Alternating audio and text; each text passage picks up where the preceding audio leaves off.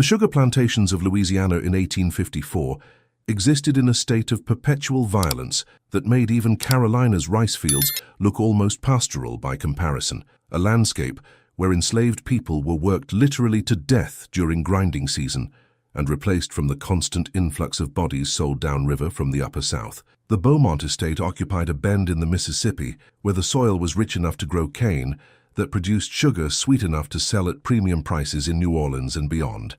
Maintained by labor so brutal that the average life expectancy for a field hand was 7 years from the moment they arrived. The big house rose white and elegant above quarters that were little more than shacks, architecture announcing to anyone who looked that some lives were designed for comfort and others for consumption, that human beings could be converted into commodity as efficiently as cane could be converted into sugar if you were willing to apply sufficient violence and call it economics. If you're drawn to stories where children born under curses become weapons against the systems that tried to destroy them, where Louisiana voodoo turns slave catchers into cautionary tales that parents whisper to keep their children from straying too close to certain bayous, where the powerless discover that sometimes being born different means being born dangerous, then like this video, subscribe to this channel, and comment below where in the world you're watching from, because the kind of power that rose from Louisiana mud and African memory doesn't recognize borders or centuries. In the quarters at the plantation's edge, in a cabin that seemed to tilt slightly as if the ground beneath it was perpetually uncertain, lived a girl the Beaumont family inventory listed as Marie, approximately 12 years, house servant, mother Celestine, deceased, father unknown, acquired at birth as increase, value assessed at $400. That description captured nothing about who Marie actually was or what she represented to both the enslaved community and to white people who encountered her and felt something ancient and unsettling in her gaze. She'd been born during a hurricane 13 years earlier, on a night when the Mississippi had risen so high it nearly swamped the quarters, when lightning had struck the same cypress tree 3 times in succession, when every animal on the plantation had gone silent simultaneously as if nature itself was holding its breath to witness something that shouldn't exist entering the world. Her mother Celestine had died 3 days after the birth, not from complications of delivery, but from something the plantation doctor couldn't diagnose,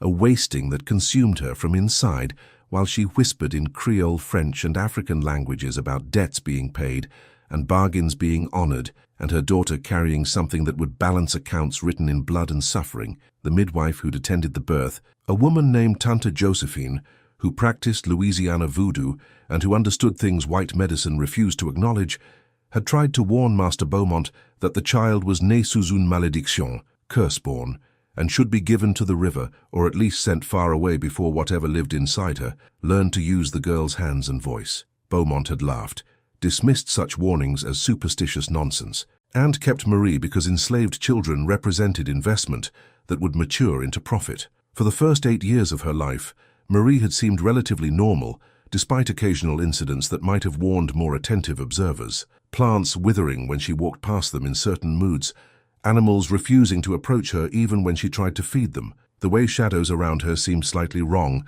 as if light itself bent differently in her presence. She worked in the big house alongside her Aunt Lisette, learning to clean and serve and make herself small and invisible in the way enslaved children were taught meant survival. But at 9 years old, something shifted, puberty perhaps, or the curse her mother had carried finally activating fully, or simply the accumulated weight of witnessing daily violence reaching critical mass and demanding outlet. The first slave catcher to vanish was a man named Dubois, who specialized in tracking runaways through the bayous and swamps that surrounded New Orleans, who boasted he could follow any trail through any terrain and always returned with his quarry in chains or with proof of death that earned him half the bounty. He'd been hired by Beaumont after 2 field hands fled into the swamp, following a beating that left one partially blind. Dubois arrived with his dogs and his confidence and his reputation, spent 3 days interrogating enslaved people about possible routes and accomplices, and made the mistake of grabbing Marie when she walked past him carrying water, demanding to know if she'd seen or heard anything about the runaways. She'd looked at him with eyes that seemed older than her face, darker than any human eyes should be, and said quietly in English that carried underneath it rhythms of languages that predated English in Louisiana by centuries, "You should go home. The bayou doesn't want you." Dubois had laughed, shoved her aside, and continued his preparations. That night, he entered the swamp with his dogs. Neither he nor the animals ever emerged. Search parties found his boat 3 days later, circling in a small lagoon as if the current was moving it in deliberate patterns, but no sign of Dubois himself or the dogs, except for paw prints that led to the water's edge, and then simply stopped, as if the earth had opened and swallowed them whole. The incident was attributed to accident or animal attack, or the bayou's well-documented dangers: alligators, snakes, sudden sinkholes, any of the hazards that made Louisiana's wetlands notorious killers. But in the quarters, people whispered that Marie had done something, had called on whatever her mother had bargained with to produce a Curseborn child, and that Dubois had been the first payment but wouldn't be the last. Tante Josephine, who'd delivered Marie and tried to warn about her, began teaching the girl things she'd never taught anyone before. Not healing or protection charms, but darker work, the kind of voodoo that wasn't about serving the lower for blessings, but about compelling them to action through offerings and threats, and the kind of spiritual leverage that came from being born with one foot already in the spirit world. Marie learned quickly, because some of what Tante Josephine taught wasn't actually teaching, but rather triggering of knowledge that had somehow always been there, inherited or implanted, or simply part of whatever curse her mother had activated through bargains made in desperation. She learned which loa responded to which offerings, which songs called which spirits, how to draw veve symbols that opened pathways between worlds. She learned that Maman Brigitte, who ruled the cemetery, and Baron Samedi, who walked between life and death, both had interests in seeing slave catchers punished, because slavery had created so many unmarked graves and unavenged deaths that the spirits of the dead were crowding the crossroads demanding justice that living law refused to provide. But more than learning traditional voodoo practices, Marie discovered she could do things that shouldn't be possible, even within voodoo's expansive definition of possible. She could speak, and the bayou would listen, not as distant force requiring careful negotiation, but as something that recognized her and responded to her will. She could look at someone and know with absolute certainty when and how they would die. She could touch objects and see their history, every hand that had held them, and every purpose they'd served. These abilities terrified even Tante Josephine, who began to understand that Marie wasn't simply someone who practiced voodoo, but rather someone who embodied it, who'd been created as vessel or weapon or payment for something Celestine had desperately needed 13 years ago, when she'd bargained with forces that demanded prices measured in souls and suffering. The second slave catcher to vanish was a woman named Beauchamp, who specialized in infiltrating free black communities to identify runaways hiding among legitimate residents, who'd built reputation on betrayal and had sent dozens back to bondage. She arrived at Beaumont Estate following leads about a network helping escaped enslaved people reach Mexico, spent 2 weeks gathering information through combination of charm and threats, and made the mistake of cornering Marie in the big house kitchen, demanding to know what the girl had heard about Underground Railroad activities. Marie had simply looked at her with those too old, too dark eyes and said, "You'll die screaming in water so dark you can't tell which way is up, and nobody will hear you, and your body will feed things that have been hungry since before your grandmothers were born." Beauchamp had been shaken, but tried to hide it behind bravado, reported the threat to Master Beaumont, who'd punished Marie with 20 lashes that left scars across her back, but didn't touch whatever lived inside her. 3 days later, Beauchamp's body was found in a bayou channel, drowned in water barely 4 feet deep in circumstances that made no sense, her lungs full of mud and plant matter, her face frozen in expression of absolute terror, her hands torn and bloody as if she'd been trying to claw her way through something that wouldn't let her pass. The coroner ruled it accidental death, but everyone who'd heard Marie's prediction understood it was something else entirely, something that made slave catching in Louisiana suddenly seem like profession, with mortality rate no amount of money could justify. Word spread through the networks that connected slave catchers and plantation owners and everyone whose livelihood depended on maintaining slavery's infrastructure. Something was happening at Beaumont Estate, something that made pursuing runaways from that particular plantation extremely dangerous, something connected to a girl who looked barely adolescent but who spoke with authority, that made hardened men nervous, and whose predictions about death proved disturbingly accurate. Some dismissed it as superstition, insisted that 2 disappearances proved nothing, except that bayous were dangerous, and anyone operating in them took risks. Others, particularly those who'd operated in Louisiana long enough to develop healthy respect for voodoo, and the spiritual forces that white people preferred to pretend didn't exist, began refusing assignments that would take them anywhere near Beaumont property. Master Beaumont found himself in peculiar position. He couldn't sell Marie because her reputation had made her practically worthless on the open market. No one wanted to buy a child rumored to be Curseborn and capable of killing through supernatural means. But he couldn't free her, because doing so would acknowledge validity of supernatural claims he'd spent his life insisting were ignorant superstition. And he couldn't kill her because even he wasn't quite certain what consequences that might trigger. So he kept her, treated her with wary combination of contempt and fear, and discovered that his runaway problem had effectively disappeared, not because fewer people were attempting escape, but because no professional slave catcher would accept commissions to track runaways from his plantation. In the quarters, Marie became something between guardian and prophet, someone who offered protection to those planning escape and who promised that anyone who came hunting them would never return home. She continued her work in the big house, continued appearing submissive and obedient in ways that prevented Beaumont from having clear justification to brutally punish her again. But everyone, enslaved and enslaver alike, understood that her submission was performance rather than reality, that she was waiting and watching and accumulating power through methods that existed outside anyone's ability to fully control or comprehend. Tante Josephine, growing old and beginning to see her own death approaching, told Marie quietly one evening, "Your mama paid terrible price to make you what you are. Don't waste that price. Use what you got to even accounts that been unbalanced since first slave ship crossed the ocean." Marie intended to do exactly that. The third slave catcher to disappear was a man named Gaspar, who should have known better, who'd grown up in Louisiana and had enough exposure to voodoo to understand it wasn't simply superstition that could be dismissed by educated white men, but greed overcame caution when Master Beaumont offered triple the usual fee to track down a family of 4 who'd escaped during grinding season when security was relaxed due to all available personnel being focused on processing cane before it spoiled. Gaspar arrived with 2 associates, both hard men who'd made careers from violence and intimidation, and all 3 made the critical mistake of treating Marie as if she were merely an enslaved child, rather than something considerably more dangerous. They cornered her in the laundry house where she'd been assigned to work that morning, demanded information about the escaped family's likely route, and when she claimed ignorance, one of Gaspar's associates grabbed her arm hard enough to leave bruises, threatening worse if she continued being difficult and uncooperative. Marie had looked at each man in turn, with those eyes that seemed to contain depths no 12-year-old should possess, and spoken in voice that carried harmonics, suggesting multiple speakers rather than single child. 3 of you came, none of you leave. The bayou has been hungry since the last rains, and I promised it would be fed. You'll serve that purpose before the weekends.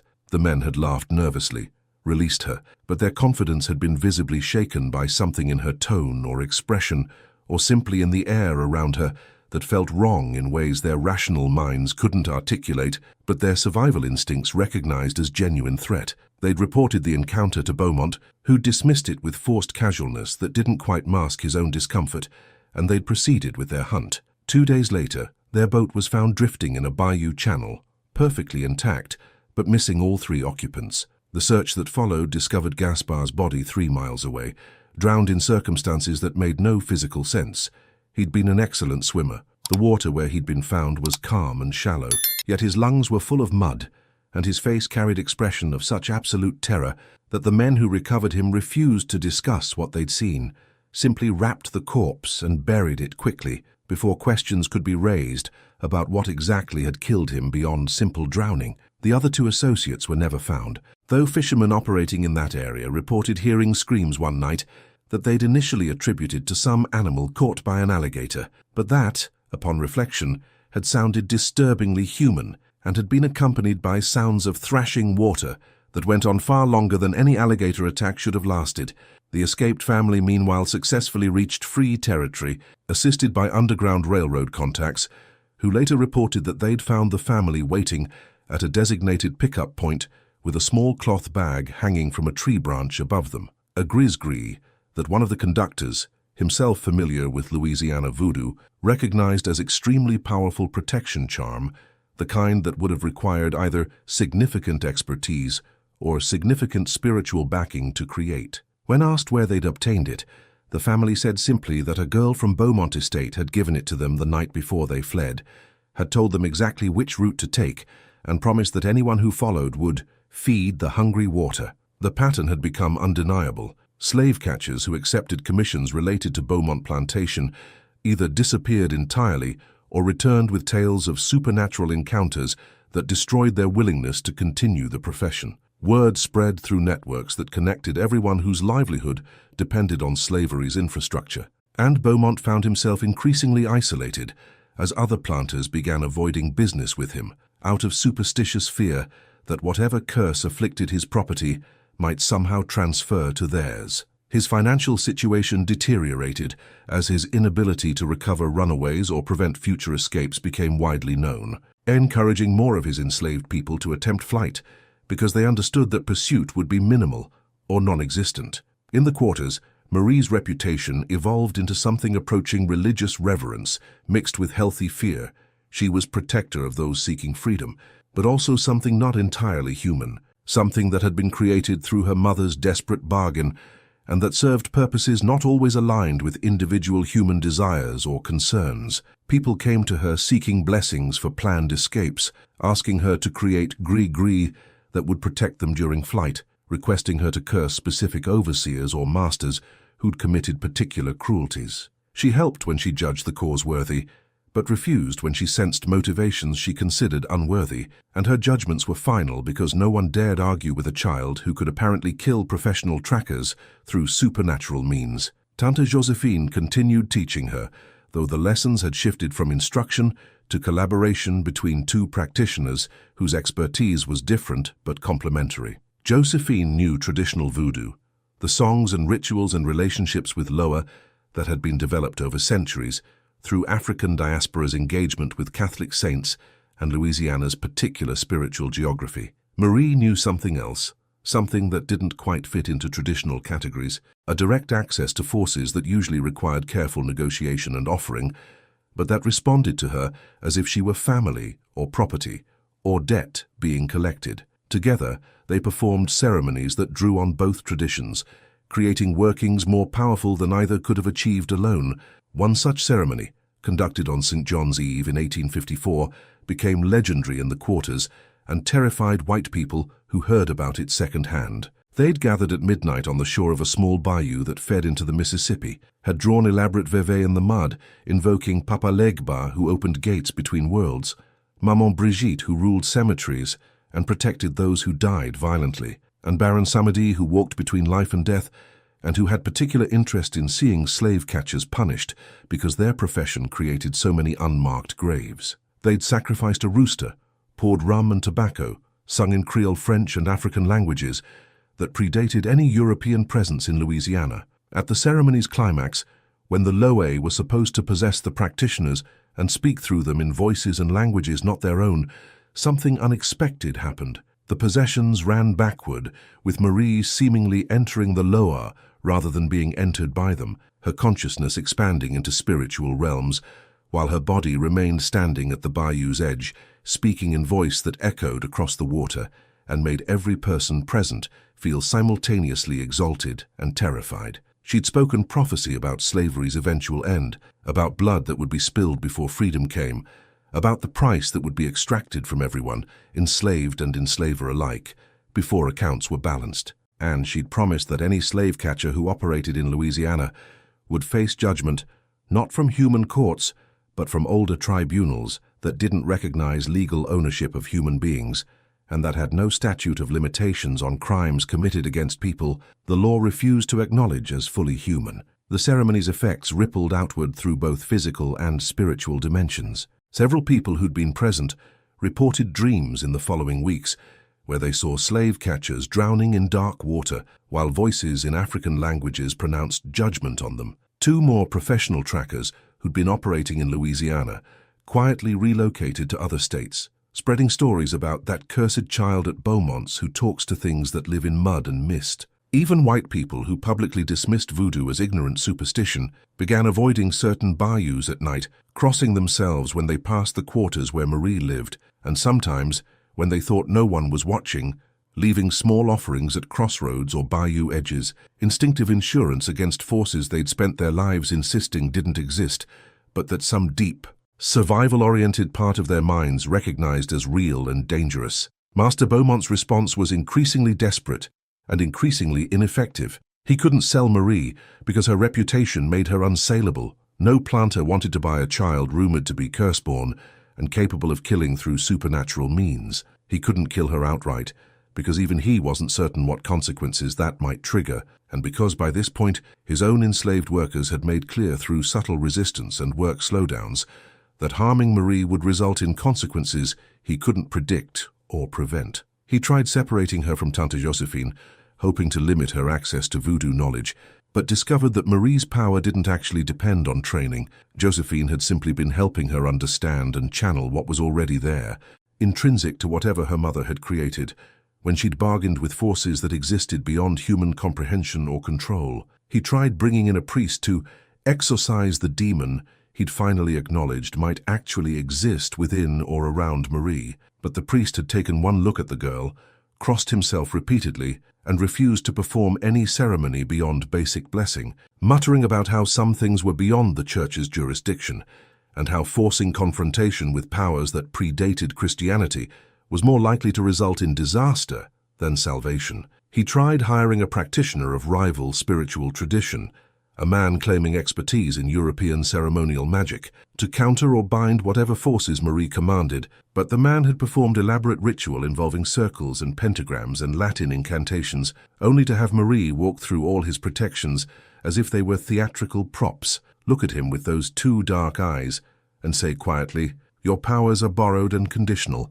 Mine were paid for before I was born. Go home before you learn what happens when you challenge debts written in blood." The magician had left immediately, refusing payment, and later sent letter to Beaumont warning him that the girl was vessel for forces that European magical traditions have no reliable methods for controlling or banishing, and that attempting to harm her would likely result in those forces being unleashed in ways that would make the disappearance of a few slave catchers seem trivial by comparison. Beaumont filed the letter away, added it to growing collection of evidence suggesting he'd somehow acquired property that was considerably more dangerous than any business asset should be, and resigned himself to containing rather than eliminating a problem he no longer had any clear path toward solving. In the quarters, people began calling Marie other names beyond the ones they'd used before. Some called her Timon Loi, little child of the lower, suggesting she was adopted daughter of the spirits themselves.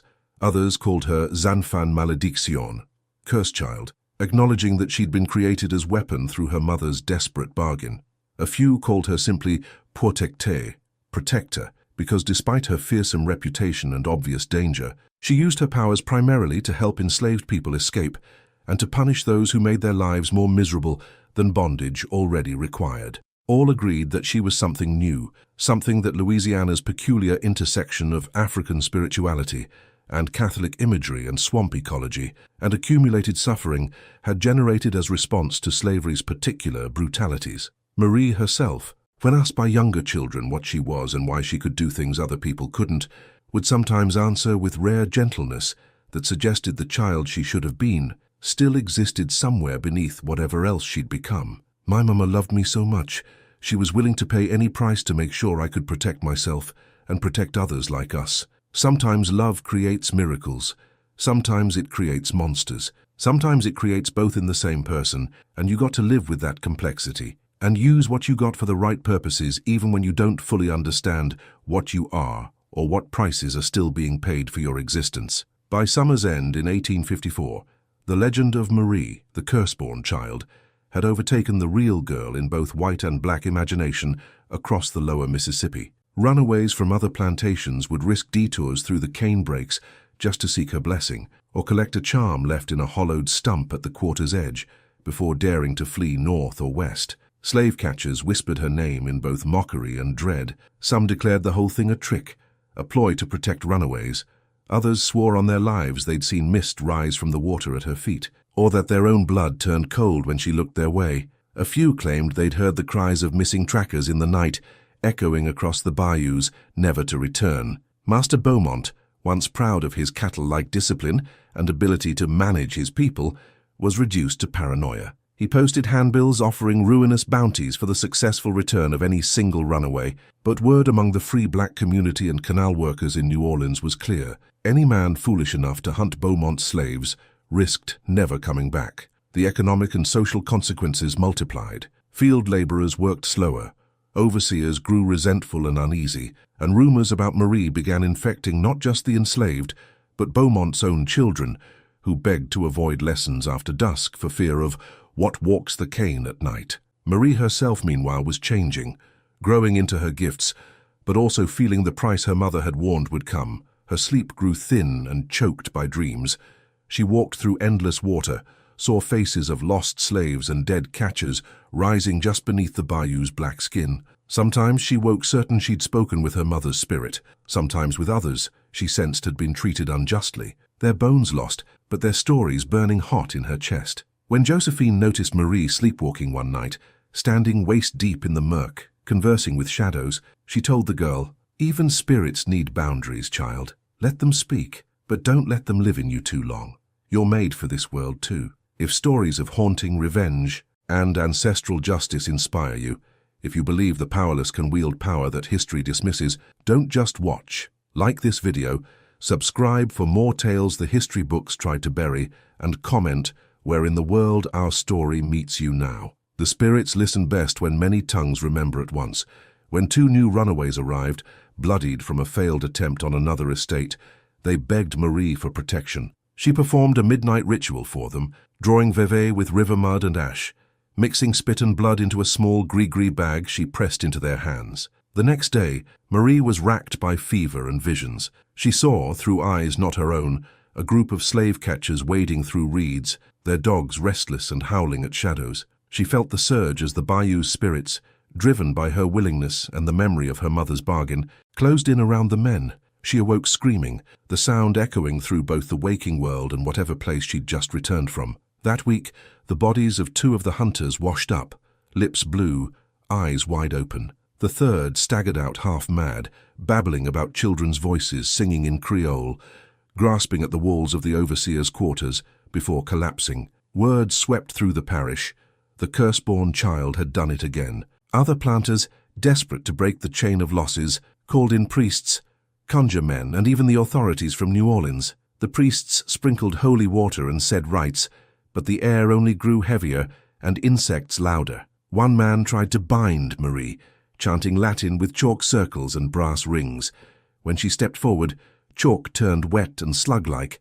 The man fled in terror, never to be seen at Beaumont's again. Josephine warned, "Some powers in Louisiana don't scare for French prayers and crosses, yourself included." Yet the mounting powers exacted mounting prices. Children her age shunned Marie, fearful she might see what fate awaited them. Adults, especially elders, came only at night whispering, "Guard me, girl. Tell the spirits to favor me." Marie grew hollow-eyed, thin, shadowed by her own magic. Josephine, frailer now, begged her to rest, to retreat, to let the bayou sleep, or it'll drag you into its dreams. Marie tried, but the boundaries between living and dead had grown too thin. Increasingly, she became a living myth. Some saw her as the only hope for deliverance, others as a warning, proof that some debts once paid with blood could never be unpaid, not even by the children born to pay them. Marie's greatest act came when a group of 5 field hands, led by a mother named Adeline, whose children had been sold months prior, decided to flee.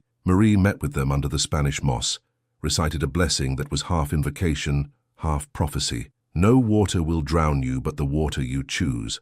No dog will find your scent except one who loves you, and any man who follows you wears the face of his own worst sin." She handed them a bundle, gris-gris, black river pebbles, a scrap of her mother's headscarf, all wrapped in a filthy piece of linen marked with reddish powder. They vanished into the swamp that same night. Pursuers sent after them returned empty-handed.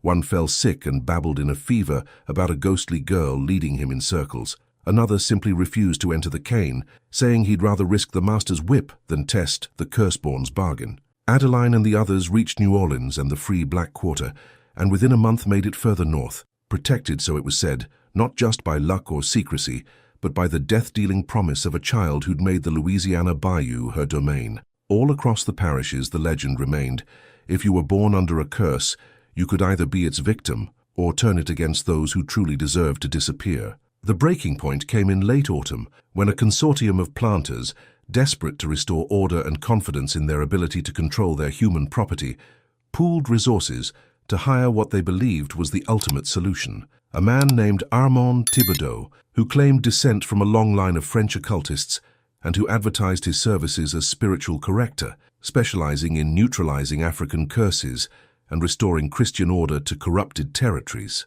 He arrived at Beaumont Plantation with an entourage that included 2 assistants, a trunk full of ceremonial equipment, and absolute confidence that European magic was inherently superior to anything African traditions could produce. Thibodeau was tall, imposing, dressed entirely in black, and carried himself with theatrical authority, designed to impress both white clients who hired him and black people he was hired to intimidate. He toured the quarters, making loud pronouncements about how he would break the demon child's hold and restore proper hierarchy, occasionally stopping to draw symbols in chalk or sprinkle holy water while muttering in Latin. The enslaved people watched with expressions ranging from skepticism to genuine fear, not of Thibodeau, but of what Marie might do in response to this challenge, whether her powers would protect her or whether something terrible was about to unfold that would harm everyone regardless of their involvement or innocence. Marie herself showed no visible reaction to Thibodeau's arrival or threats. She continued her work in the big house, remained quiet and apparently submissive, gave no indication she considered the occultist any different from dozens of other people who'd attempted to bind, banish, or destroy her. But those who knew her well, particularly Tante Josephine, noticed subtle signs. Marie's eyes had gone darker than usual, almost entirely black, with barely visible distinction between iris and pupil. The air around her seemed to shimmer slightly, as if heat waves were rising from her skin, despite autumn's relative coolness. And at night, when she thought no one was watching, she stood at the bayou's edge, having long conversations in languages that predated any European presence in Louisiana, speaking to things that answered back in voices that sounded like water, moving through reeds and wind-stirring mud. Thibodeau scheduled his exorcism for a Friday at sunset, timing chosen for maximum dramatic effect, and because European magical traditions held that Friday was sacred to Venus and therefore appropriate for rituals involving binding or transformation.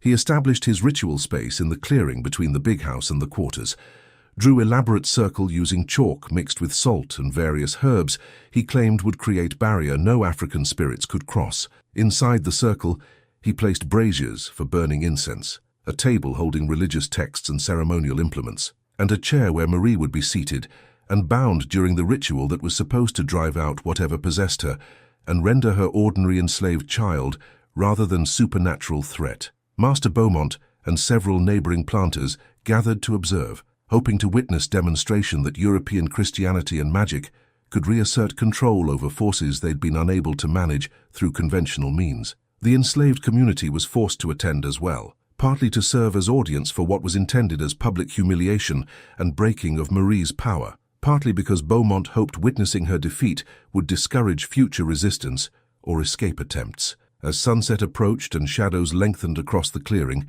Thibodeau's assistants brought Marie from the big house, their hands trembling slightly despite their master's apparent confidence. Marie walked calmly to the chair inside Thibodeau's circle, sat without resistance, while the assistants bound her wrists and ankles with ropes that had supposedly been blessed by bishops and washed in holy water drawn from Rome. Thibodeau began his ceremony, reading from Latin texts, making elaborate gestures, sprinkling various substances, while commanding in dramatic voice that any demons or African spirits inhabiting the child depart immediately and return to whatever hell had spawned them. For several minutes, nothing visible happened. The incense burned. Thibodeau's voice rose and fell in practiced cadences. The audience watched with combination of hope and dread. Then Marie spoke, quietly at first, but with voice that carried undertones of multiple speakers, languages overlapping in ways that made listeners uncertain whether they were hearing one person or chorus. Your circles are pretty drawings with no power. Your Latin words are empty sounds. Your holy water is just water, blessed by men who never knew what blessing actually means. You came here thinking European magic is stronger than African because Europeans conquered African bodies. But spirits don't care about empires or skin color or whose language sounds more educated. Spirits care about blood spilled and debts owed and justice delayed. And Louisiana's soil is soaked with blood from people who looked like me, worked like animals, died like nothing, and were buried without names or markers, or anyone to remember them except the spirits who collect debts. As she spoke, the ropes binding her began smoking, not burning exactly, but producing wisps of grey smoke that smelled of sulphur and rotting vegetation. Thibodeau's circle, so elaborately drawn, started running as if water was dissolving the chalk, though no rain fell and the ground was dry. The incense in his braziers flared suddenly, producing thick black smoke that made everyone cough and stagger backward. And from the bayou behind the quarters came sounds, at first mistakable for wind or animals, but gradually becoming more distinct. Voices singing in Creole, French, and African languages, dozens of voices or hundreds, song that was simultaneously celebration and dirge and threat. Thibodeau, finally showing visible fear beneath his theatrical confidence, shouted his incantations louder, made more dramatic gestures, called on Catholic saints and angels to intervene. Marie smiled, expression that looked wrong on a 13-year-old face because it carried too much knowledge and too little mercy, and the ropes binding her simply fell away, not cut or untied but disintegrated as if they'd aged centuries in seconds. She stood, walked through Thibodeau's protective circle as if it were theatrical prop rather than spiritual barrier, and approached the occultist who stumbled backward, tripped over his own equipment, landed hard on ground outside his useless circle. "You can't defeat what you don't understand," Marie said, standing over him while the assembled crowd, enslaved and enslaver alike, watched in stunned silence. "I think magic is about pretty words and complicated rituals, and claiming authority from books written by men who never suffered. But real power comes from blood and bone, and the kind of desperation that makes people bargain with forces they can't control, because slavery is worse than any spiritual price they might pay. My mother gave everything to make me what I am. Every slave catcher who vanished fed the debt she started paying. Every person who escaped because I protected them justified the cost, and you?" She leaned closer, whispered something no one else could hear, and Thibodeau screamed, high, desperate sound that had nothing to do with physical pain and everything to do with whatever he'd just seen or felt or understood, about his own mortality and what waited for him beyond it. He fled, just ran, leaving all his equipment, his assistants, his carefully cultivated reputation, stumbling toward the road while the white observers stood frozen between impulse to stop him and terror about intervening in whatever was happening. His assistants followed moments later, equally panicked, and within minutes the elaborate ritual space was abandoned, except for Marie standing calmly at its center, while smoke from the scattered braziers curled around her like living thing responding to her presence. Master Beaumont, face pale and hands shaking, managed to stammer, "Get back to your quarters, all of you, now." The enslaved people didn't need to be told twice,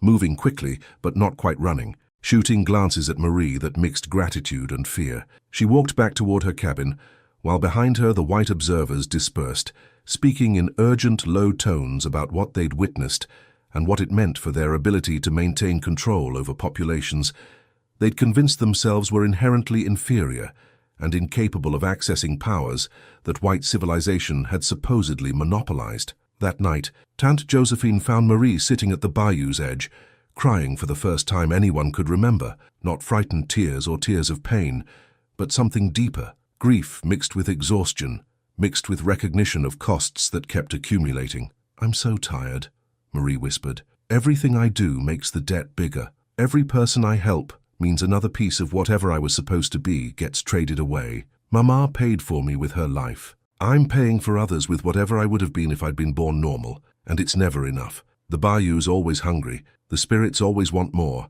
and I don't know if there's enough of me left to keep feeding them and still be human when it's over." Josephine held her, rocked her like the child she should have been allowed to be, whispered comfort that couldn't actually solve anything but might ease the immediate moment. "Your mama knew what she was doing, child. She chose this because she loved you more than she loved her own life, wanted you to have power in world designed to keep you powerless. That don't make it easy. That don't make it fair, but it makes it holy in its own way, makes you holy even when you feel like monster. You remember that when the darkness gets too heavy. You're human and spirit both, curse and blessing both, and that's hard, but it's also exactly what this cursed place needs." In the weeks that followed, the story of Thibodeau's humiliation spread through Louisiana's interconnected networks of planters, slave catchers, and everyone whose livelihood depended on slavery's continued functioning. The occultist himself left Louisiana entirely, moved to Texas muttering about demons that European magic had no defense against.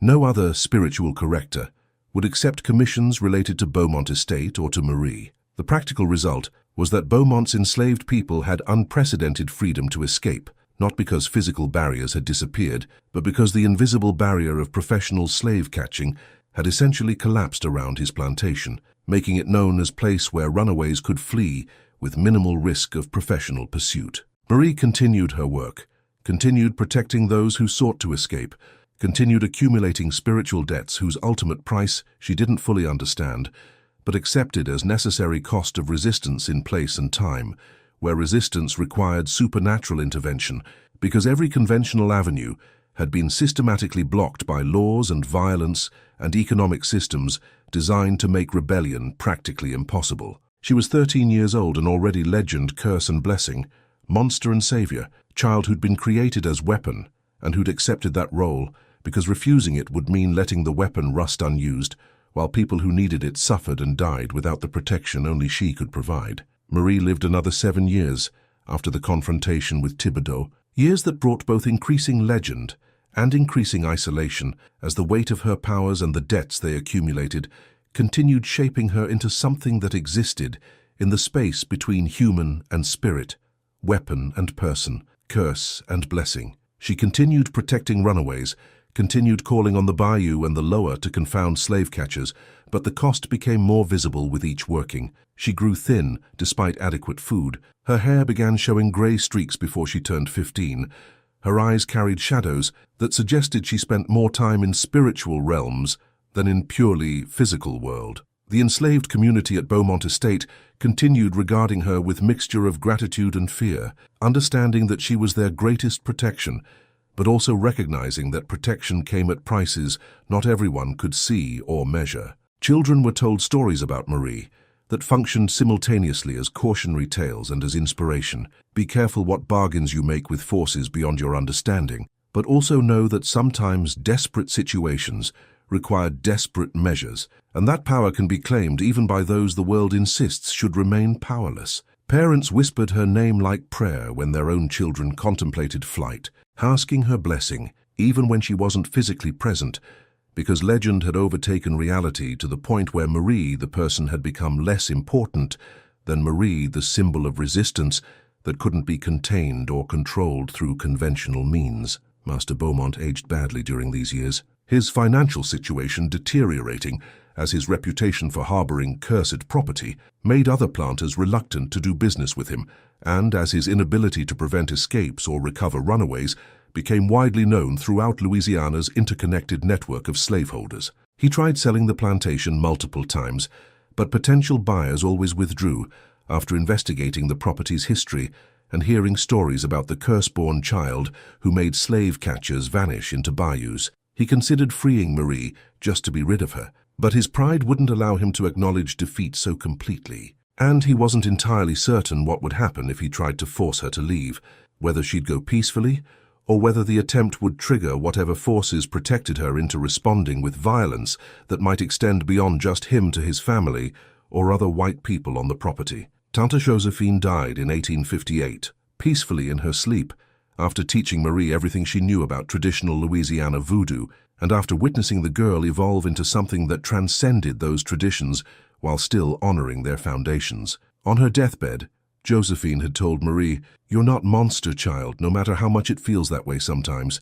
Your answer to prayers that desperate people been praying since first slave ship docked in Louisiana. Your mama understood that. That's why she paid what she paid. Don't waste her sacrifice by hating yourself for what you had to become. Use what you are until there's nothing left to use, and trust that somewhere beyond all this suffering, accounts get balanced, and justice means something more than what these white folks' law pretends it means." Marie carried those words with her through the final years before the war that would end slavery throughout the United States, through the increasing tensions that made even white people nervous about whether their economic system built on stolen labor could survive the moral and political challenges mounting against it. She continued her work, continued being living legend, continued accumulating spiritual debts, whose ultimate payment she still didn't fully understand, but accepted as necessary cost of resistance. She helped dozens more enslaved people escape during these years, each one carrying small gris-gris she'd prepared, each one protected by workings that drew on the accumulated power of all the previous escapes and all the slave catchers who'd vanished trying to prevent them. When the Civil War finally came in 1861, Marie was 20 years old and looked 40, her body showing the physical toll of years spent serving as conduit for forces that weren't meant to inhabit human flesh for extended periods. The war brought chaos to Louisiana, brought Union troops up the Mississippi, brought collapse of the plantation system that had structured everyone's lives for generations. Beaumont Estate was occupied by federal forces. Master Beaumont fled to Texas and never returned, and the enslaved people found themselves technically free, but practically uncertain what freedom meant, or how to navigate world that had been restructured overnight. Marie stayed at the plantation initially, not because she had nowhere else to go, but because people continued seeking her help, now for protection against bandits and guerrilla fighters who roamed the countryside during the war's chaos, for healing of war injuries, for guidance about how to navigate the transition from slavery to whatever came next. She performed ceremonies at the bayou's edge, still calling on the lower, still drawing power from spiritual realms, but now incorporating prayers for peace and reconstruction, rather than just vengeance and escape. The war had made her original purpose, protecting runaways and punishing slave catchers, largely obsolete, and she struggled to understand what role Curseborn child should serve in world where slavery was ending, and where the specific forms of resistance she'd been created for were becoming historical rather than immediate necessity. She began having visions during this period, waking dreams where she saw her mother Celestine standing at the bayou's edge, beckoning her to cross over, suggesting that the debt that had created Marie was finally coming due in full, and that payment would be extracted not through gradual accumulation of small costs, but through single final transaction that would settle all accounts. Marie understood what this meant. Her life had been borrowed time since birth, extended through her mother's bargain and through her own continued service to the spirits and the cause of resistance.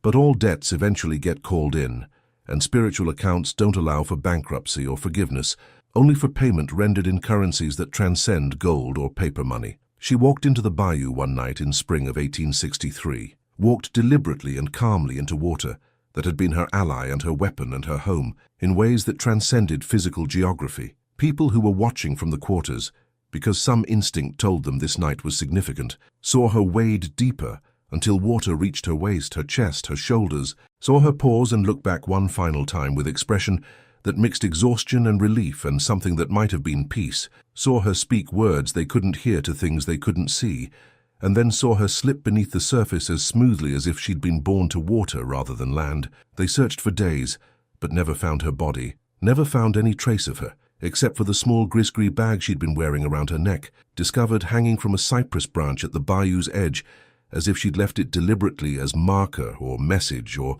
final protection for those who came after. The enslaved community buried the gris-gris with full ceremony, treated it as if it were her body, because it was the closest thing they had to physical remains, and spoke over it prayers in Creole French and African languages that thanked her for her service and asked that whatever came after death would give her the peace and rest she'd never been allowed to experience in life. The legend of Marie, the curse-born child of Louisiana, spread far beyond Beaumont Plantation in the years that followed. In the quarters and churches and gathering places where formerly enslaved people told stories about their experiences, she became a figure who existed somewhere between history and myth, between human and spirit, between cautionary tale and inspiration. Some versions of the story emphasized her tragedy, a child whose mother's desperate love had created weapon rather than daughter, who'd been denied normal childhood and adolescence and young adulthood because she'd been conscripted into spiritual war before she was old enough to consent.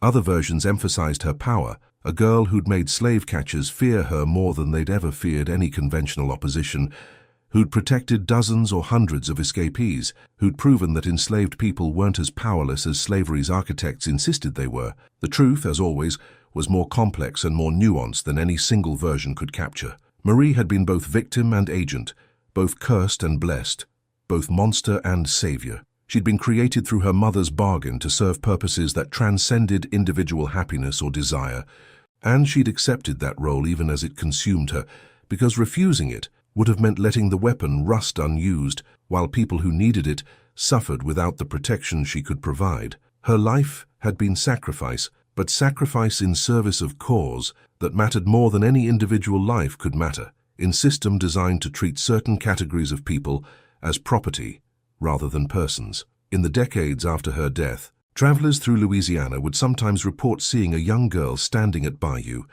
edges at dusk or dawn, watching with eyes that looked too old for her face, and locals would nod knowingly and say, "That's Marie, still keeping watch, still protecting her people, even from beyond whatever border she crossed that night she walked into the water." Whether these sightings were actual supernatural manifestations or simply people projecting legend onto ordinary perceptions of shadow and mist didn't matter much. The belief that she continued protecting was powerful, regardless of whether the protection was literal or symbolic, and belief in protection often provided courage that functioned just as effectively as actual supernatural intervention would have. The story of the Curseborn child became part of Louisiana's larger folklore about voodoo and resistance, and the ways enslaved people had found to fight back against system designed to make fighting back practically impossible. It joined other tales about Marie Laveau and Dr. John and countless other practitioners who'd used spiritual means to challenge or subvert or occasionally defeat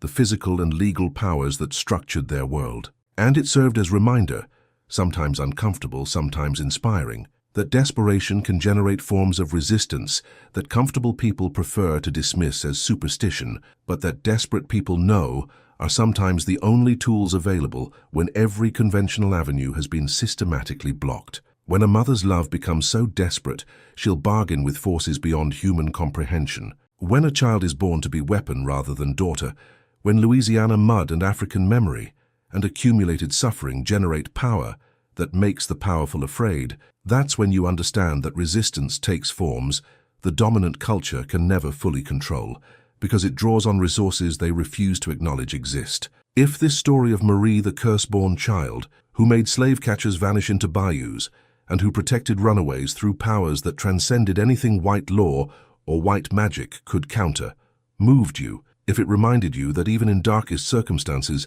people find ways to fight back, and that sometimes the price of fighting back is measured in souls rather than coins, then like this video so others can find these histories that challenge comfortable narratives. Subscribe because these stories deserve to be remembered and retold. Comment where in the world you're watching, because Louisiana's spirits recognize no borders and resistance is global inheritance. And share so that Marie and her mother Celestine and all the people who walked into freedom, protected by powers older than any American law, are never forgotten, because their courage and their sacrifice lit paths we still walk, and their memory demands we never stop fighting for justice, no matter what prices must be paid to achieve it.